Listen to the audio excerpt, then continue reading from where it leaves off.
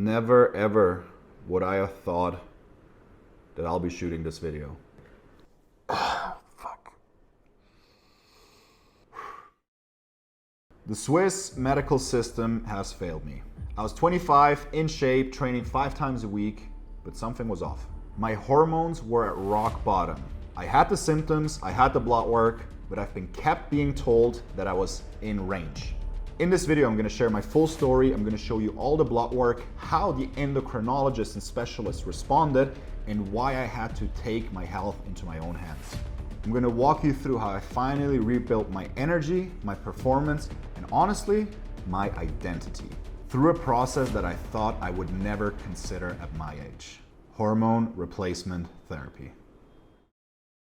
All of this started in May 2021. I was going through a personally very difficult time, breaking up with my ex-girlfriend at the time, going through something personally additionally, and I just had weeks, months where I felt very off. I mean, all of us feel off at certain times in our life. We go through hard work periods, we go through certain things, but something was really bad. Really bad. I mean, it was so bad, I didn't have an erection for weeks, zero. No libido, zero energy. Even though I slept 8-9 hours every single day, I worked out, I had a healthy diet, nothing seemed to work to make me feel normal again.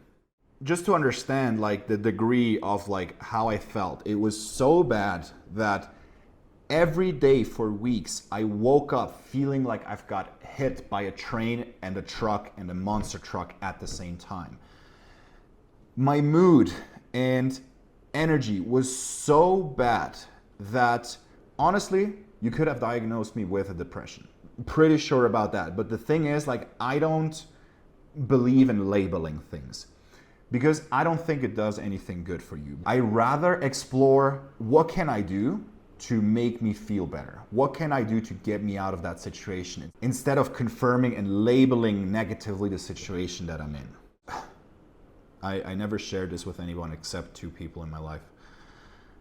It was so bad that one day I was on the highway driving way above the speed limit, probably like 160, 165, maybe like, I don't know, driving on the highway, holding the steering wheel with one arm, and the only thing that was going through my mind was there would just need to be one turn, quick turn to the side, and everything would be over. Fuck. So I decided to get myself checked to see what's up. And I went to my general practitioner, my family doctor at that time, to get a blood test done, full panel, and I got myself tested. I didn't have a follow-up appointment because they sent me the results directly and said like, yeah, Mr. Keller, everything seems to be normal, and something like, it was like, can't be, like something must be off. And I just asked like, okay, cool, but please just send me the lab results. I want to have a look at them myself. And she sent them over, I had a look, and it was true. Everything seemed to be in range unless the very last marker on the very last page. And in that situation, the very last marker was on the last page. So it was an additional page with just one marker, which she might have most likely overseen. And on that page, it was my testosterone, my total testosterone. And on that blood test done in June 2021, my testosterone came back at 6.37 nanomole per liters, which is converted into 183 nanograms per deciliter in total, which is even for the conservative Swiss reference range out of range. Because the reference range in Switzerland is between 8.6 and 29 nanomoles per liter, which equals to 250 to 840 nanograms per deciliters. For the rest of this video, we're gonna take nanograms per deciliter, as this is the internationally most used unit and it's the easiest to compare all measurements to. So again, my lab result came back at 183 nanograms per deciliter, while the reference range is 250 to 840. And imagine me, mid-20s, probably top 1% of health lifestyle, exercising multiple times a week, eating a very healthy diet, sleeping a lot, reducing stress. Like on paper, everything should have been in the top range, but for some reason I had the testosterone level of a grandma. For this video, we're only going to look at total T, total testosterone, and not additionally also the free T, although that's relevant too, although it would make the video too complicated and would drag it way too far out. For this instance, we're only going to focus on total T. Now, before we go into any other measurements of mine that came up, we have to understand the reference range a little bit. Switzerland seems to have a very conservative reference range when you compare it to the other countries surrounding, and especially then also like to the international societies. So as you can see in this graphic right here, Switzerland has the lowest reference range in all Europe, where most of Europe is around the 300 to 1,000 nanograms per deciliter. Switzerland is in the 250 to 840. So you can see that has already has a very conservative reference range. And especially if you compare it to the international institutions, the Endocrine Society in the USA, the European Association of Urology, or the American Urological Association. And all of them are between 300 to 1,000 nanograms per deciliter. So we can see that Swiss clinics use conservative reference ranges.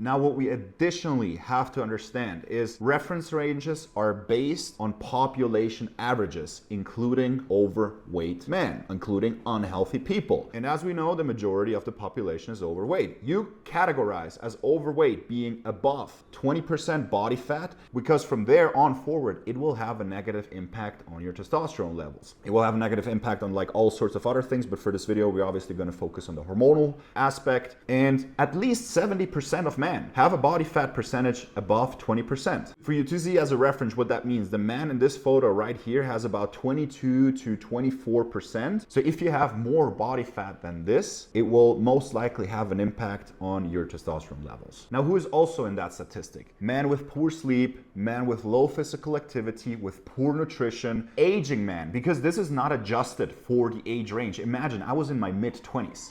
It was out of the range, and especially for my age group, even more. And essentially also men who are symptom-free, but not in optimal health. Because being in range doesn't mean you're hormonally balanced. Being in range doesn't mean you perform at your best. And being in range doesn't mean you're 100% symptom-free. Meaning things such as fatigue, low libido, recovery, lack of muscle, increased risk of fat gain, and lots of other things. So in this graphic right here, you're going to see what would mean to be in optimal range. And an optimal range would be somewhere between 550 to 800 nanograms per deciliter for a 45-year-old metabolically active man. And you can see where that puts you in the European Association, in the US Association, and especially in Switzerland. So being optimal in Switzerland puts you in the top percentile of the population already. And now imagine this. So this is for a 45-year-old. Now this is adjusted for 25-year-old, mid-20s, where I was at that time. And you can see it should be even higher. It should be somewhere between the 600s to 900. And again, I was 180. So again, these are the reference ranges, what it would mean to be optimal in that reference range. However, I want to mention it's not only about the number that you're going to see on your blood test. What also matters, and that at least matters the same amount, if not more, is how are your symptoms? Because in the end, we're not treating blood work, we're treating symptoms, we're treating humans, and it is very, very important to understand. So now that we clarified this, again, my result came back at 183 nanograms per deciliter. So I called back my doctor. I said like, hey, this doesn't look normal to me. He said, totally agree. Let me send you to a specialist. Let me send you to an endocrinologist. That's what he did. And 2 weeks after, because that takes a little bit of time to get an appointment there, I had my next appointment and also got my blood test done at that clinic in July 2021. It was a fully comprehensive test, way deeper than the doctor did, because obviously now we have to dig a little bit deeper into the root cause, what is actually happening. That result back then came back at 211 nanograms per deciliter. Now in the ranges that we're now seeing the numbers, 180 to 210 barely makes any difference. This could be statistical error or just like blood plasma fluctuations. That just could be like some sort of fluctuation. And then after that, obviously I had a consultation with the doctor, and she didn't seem to understand a lot about nutrition. She didn't seem to understand a lot about health and exercise when it comes to like a practical standpoint. She probably has like the qualification in the endocrinology area, but when I tried to talk to her about like, okay, what I'm doing nutrition wise, what I'm doing exercise wise, what I'm doing like everything else, like supplementation, she didn't seem to understand a lot. And she feared that, that's a very interesting part. She told me to stop taking protein supplements because in her mind, or in her opinion, she was worried that the protein powders that I was consuming are fortified with anabolic steroids that would plump my total testosterone and cause the levels that I'm seeing, which to me was very, very difficult to imagine. Because you have to understand, I know the supplement industry is a very dirty industry. What I also know, because of exactly that, is where I have to source my supplements, so I exactly don't have that problem. Because where I get my supplements from, they're independent third-party lab tested. They have high reputations. I know the owners in some situations. So running into the issue that the plant-based protein powder that I was using at the time were fortified with anabolic steroids, which was ludicrous to me. But since I was in a very desperate situation, I was like, look, I'll do it, but I honestly don't think this is the missing link that's gonna help me. However, I did what she told me and see how it goes. Obviously, you have to take a little bit of time until, because like if you stop taking protein powder or whatever is the root cause today, you're not gonna feel better or see the results tomorrow. Now, because in that situation, I was so desperate, like honestly, I felt like a piece of shit. I felt so bad, and I was so eager to like resolve this situation. I was not willing to just sit there and hope that skipping protein powder will be the thing that's gonna cause my results and my symptoms to disappear. So what I did is I took action and I went for a second opinion in a second clinic in Zurich, which again was very difficult to get an appointment for because endocrinologists are usually very booked. So imagine first test was in June, second test was in July, the second opinion was in August. So we're already in a 3-month period. So in this situation, I got my appointment in the afternoon, and they also drew the blood in the afternoon, which is usually not how you do it, because if you want to assess, if you want to get the most accurate reading of your testosterone, or if you want to get an accurate reading, not the most accurate, but you want to get an accurate reading, you have to draw it in the morning because that's when your testosterone peaks. That's when you have to draw the blood. Most basic knowledge ever, right? Usually you should do that before 8 or 9. But in this situation, I only got the appointment at 3 p.m. in the afternoon, and I just arrived there essentially to draw the blood, to talk quickly to the doctor, have a consultation, so to say, and then 3 weeks later have the follow-up appointment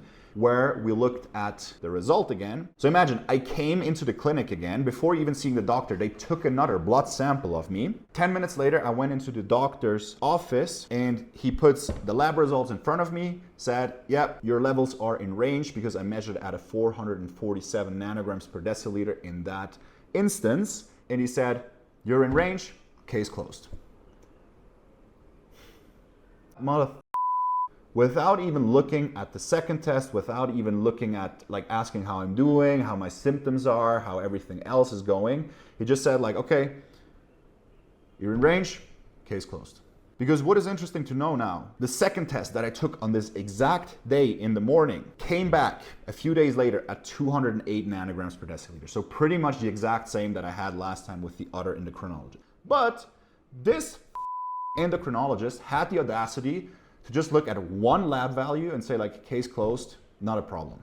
This, in all honesty, felt, now especially with more context that I have these days and understanding the topic a little bit better, it's just an absolutely irresponsible and unprofessional way of treating patients. One thing is, what is a possible explanation for the outlier of the height or in range testosterone reading, right? So one thing could be a lab error or a sample mix-up, because that honestly happens quite often. A friend of mine works in a lab, and he said, you'll be surprised how often this actually happens. We're not allowed to admit it, but it happens more than we would like to. So lab error could happen, like mislabeling, sample switch, mechanical errors, and especially in busy labs. Then again, another thing is non-standardized test timing. He tested me in the afternoon, not in the morning. You always test in the morning. And especially because an afternoon result is expected to be lower, a high reading would indicate something is unusual. Again, another reason would be circadian rhythm or recovery spike. And then there could be also simply just like short-term physiological fluctuation, because your testosterone can fluctuate for various reasons, for sleep quality, sexual activity, food intake,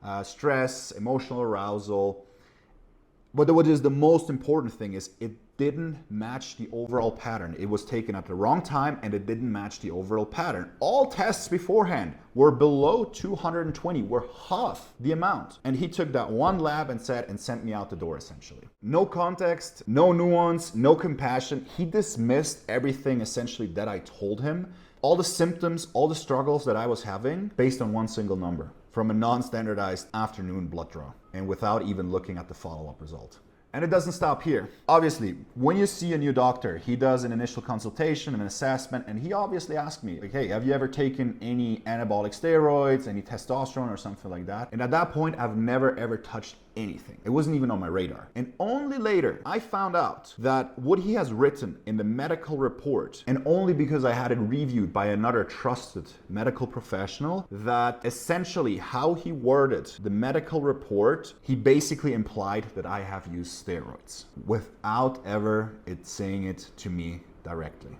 Because the report was framed in a way that only another medical professional would pick up on it and understand what he was saying. And finding that out in retrospect felt like a serious additional breach of trust. So in retrospect, not only do I think my case was maneuvered careless, no attempt to understand the full picture, no curiosity to investigate further, no second opinion invited, just a dismissal and a closed file. So essentially, I left the clinic with a closed case. And at that time, I was continuing to prepare my immigration from Switzerland. I was preparing to live the location-independent lifestyle, and that kept me busy on multiple, as you can imagine, many different ways.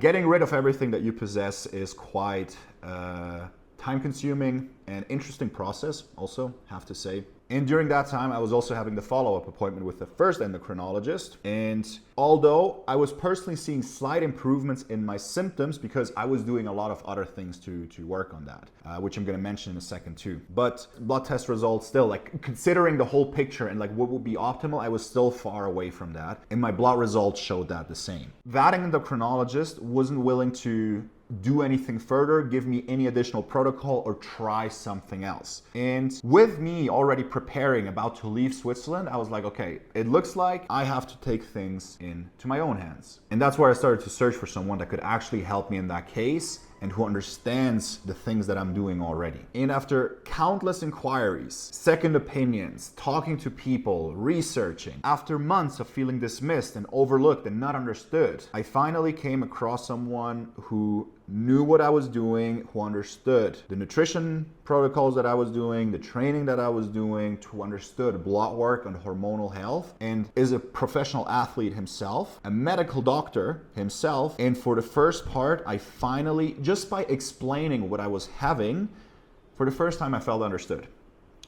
And that was a very refreshing thing to feel after months of just like talking into a wall, essentially.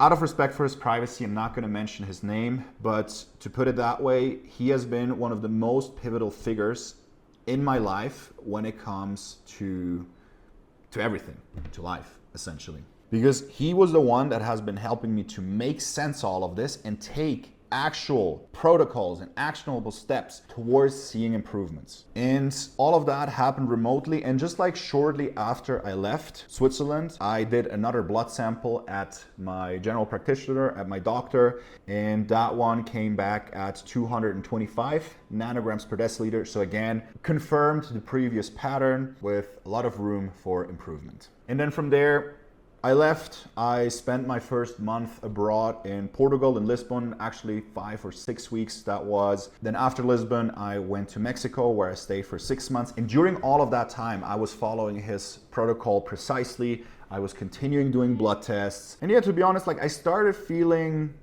improvements. But it's difficult to say like how significant these improvements are and what they essentially all come from, because I do work on a lot of things also elsewhere.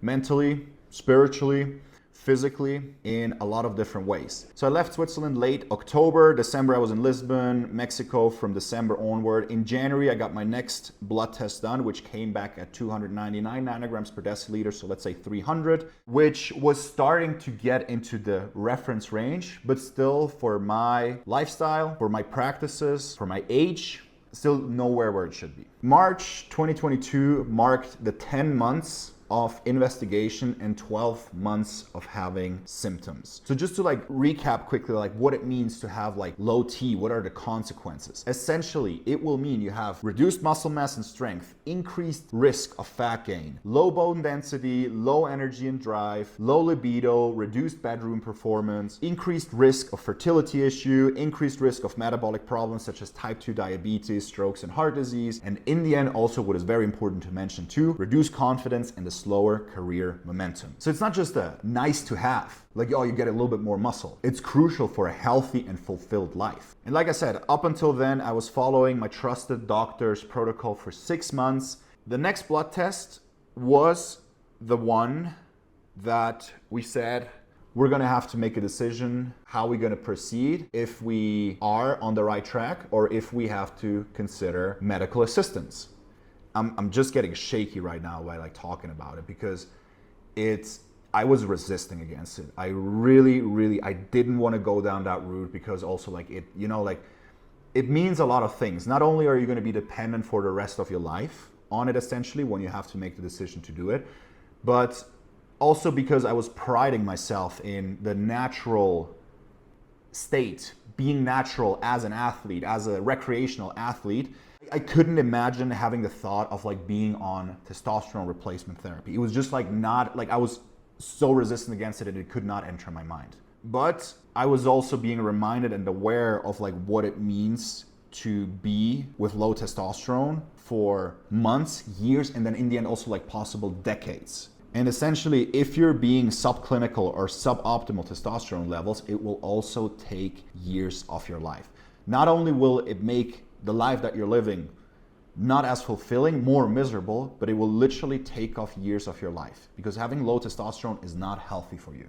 And the next blood test was the one that where we're gonna say, this is where we have to make the decision, because if with everything that we've did, according to the best possible knowledge, to the most up-to-date scientific knowledge, evidence that we had at that point, it was the time to make a decision. So in March, I went to the clinic, I did the results. A few days later, my result came back at 335 nanograms per deciliter. So pretty much in a very similar, pretty much the same range as the last test came back. And which just showed like, okay, yeah, for age, activity, for the protocol that you've been on, for everything that you've been doing, nutrition-wise, supplement-wise, stress, recovery, like everything in the top, probably 0.1% of the population, and having a result of 335 is clearly a red flag.